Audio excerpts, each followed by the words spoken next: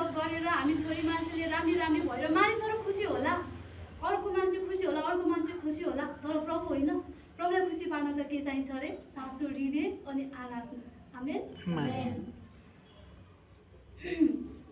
प्रभुलाई खुसी पार्न चाहिँ हामी सक्दैनौँ। हामीले चाहिँ हाम्रो राम्रो कपडा लगाएर राम्रो भएर चाहिँ प्रभुलाई खुसी बनाउन चाहिँ सकिँदैन। प्रभुलाई खुसी पार्न त हामीले साँचो हृदयले आराधना गर्नुपर्छ। साँचो हृदय भनेपछि कस्तो हृदय त? आजको साँचो हृदयको बारेमा थोरै के भन्छु। अनि हामी चर्चमा आउँछौँ, मण्डलीमा आउँछौँ, हाम्रो हृदय चाहिँ मैला भएको हृदय। अनि त्यो मैला भएको हृदयले प्रभुलाई आराधना गरे प्रभु खुसी हुनुहुन्छ त?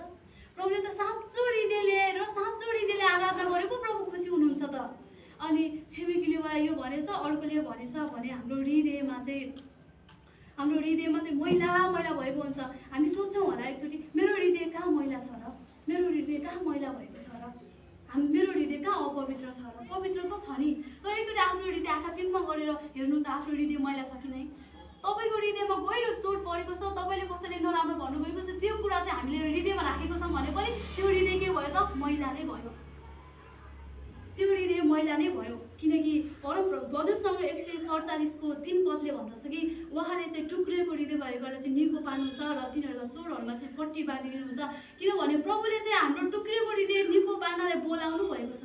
आमेन। बोलाउनु भएको छ। हाम्रो टुक्रिएको हृदय चाहिँ निको पारिसक्नु भएको छ। तर हामी के गर्छौँ? मैला हृदय लिएर प्रभुको नजिक आउँछौँ।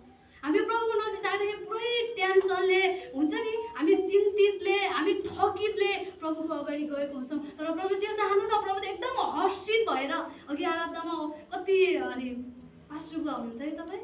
पास्टरको कति जोसिलो हुनुहुन्थ्यो, तर जवानमा चाहिँ पास्टरको भन्दा चाहिँ अलिक कम थियो। म आफैमा पनि कम थियो।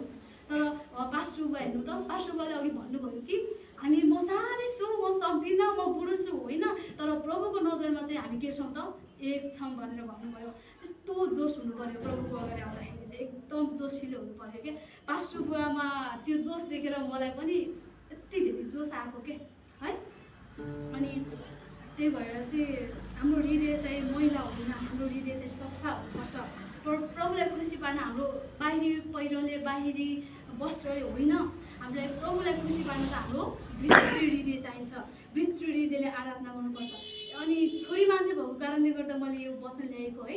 अनि हामी चाहिँ खासमा भनौँ भने के को निम्ति राम्री हुने, कसको निम्ति राम्री हुने, अनि किन राम्री हुने? किनभने नि परमेश्वरले चाहिँ हामीलाई एउटै व्यक्ति दिनुहुन्छ क्या है। एउटै व्यक्ति।